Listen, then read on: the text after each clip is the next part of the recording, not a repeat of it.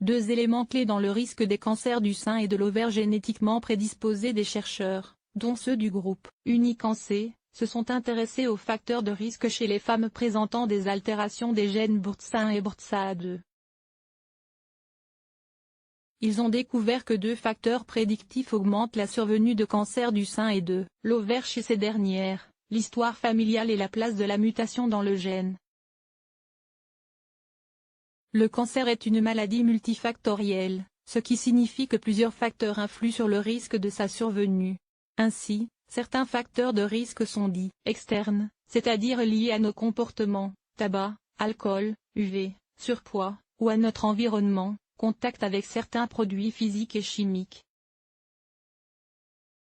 On estime ainsi que 4 cancers sur 10 seraient évitables, indique l'Institut national du cancer, INCa.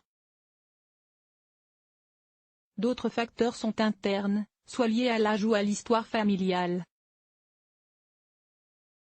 De fait, certaines personnes présentent plus de risques de développer un cancer que d'autres parce qu'à leur naissance, elles portent certaines mutations dans un ou plusieurs de leurs gènes. C'est le cas des femmes qui présentent des altérations de deux gènes particuliers, BRCA1 et BRCA2, connus, pour augmenter de façon importante le risque de cancer du sein et de l'ovaire. Selon l'INCa, 2 femmes sur 1000 sont porteuses d'une mutation du BRCA1 ou du BRCA2, à l'instar de l'actrice Angelina Jolie. La mutation de ces gènes augmente le risque de développer un cancer du sein à un âge jeune, habituellement avant la ménopause.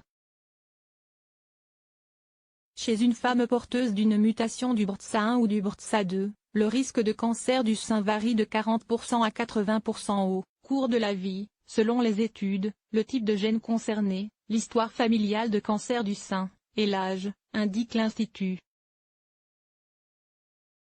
Déterminer précisément les risques chez ces femmes. Ces mutations génétiques augmentent également le risque de cancer dans les deux seins, cancer du sein bilatéral, et de cancer de l'ovaire, essentiellement à partir de 40 ans, même si toutes les femmes qui en sont porteuses ne développeront pas systématiquement un jour ces maladies. C'est pourquoi le suivi clinique de ces femmes requiert de connaître avec exactitude leur risque de développer un cancer et de leur évolution en fonction de l'âge. Pour mieux mesurer et connaître ces risques, le groupe Génétique et Cancer GGC, du groupe Unicancé a participé à une étude incluant plus de 10 000 femmes porteuses d'une mutation dans les gènes BRCA1 ou BRCA2. L'étude à laquelle a contribué le GGC Unicancé a permis de déterminer avec précision les risques de cancer de sein et de l'ovaire pour les femmes présentant une mutation du gène BRCA1 ou BRCA2, indique le Dr Catherine Noguet, oncogénéticienne au Centre de lutte contre le cancer, CLCC, de Marseille et présidente du GGC Unicancé. Avec plus de 1600 patientes, Genepso, cohorte nationale prospective de personnes porteuses d'une mutation sur les gènes BRCA1 ou BRCA2, est la deuxième cohorte la plus importante qui a contribué à cette étude internationale, ajoute-t-elle. Cette cohorte, constituée il y a plus de 20 ans, se poursuit toujours actuellement. Les chercheurs ont trouvé que 72% de femmes porteuses d'une altération du gène BRCA1 développeront un cancer du sein et que 44% développeront un cancer de l'ovaire à 80 ans. D'autres facteurs prédictifs au sein de ce facteur de risque de la même manière, 69% des femmes porteuses d'une mutation du gène BRCA2 développeront un cancer du sein et 17% un cancer de l'ovaire à l'âge de 80 ans.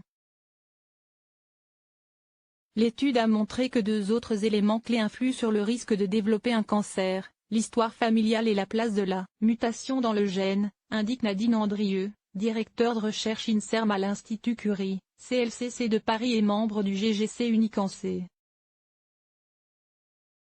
En clair, si une femme porteuse d'une de ces mutations a dans sa famille proche une autre femme qui a un cancer du sein, alors son propre risque de cancer est plus élevé que celui d'une femme qui aurait la même mutation mais qui n'aurait pas d'antécédent de cancer du sein dans sa famille. Les résultats ont aussi montré pour la première fois que les risques de cancer dépendent également de la position de la mutation dans ces gènes, ajoute Nadine Andrieux.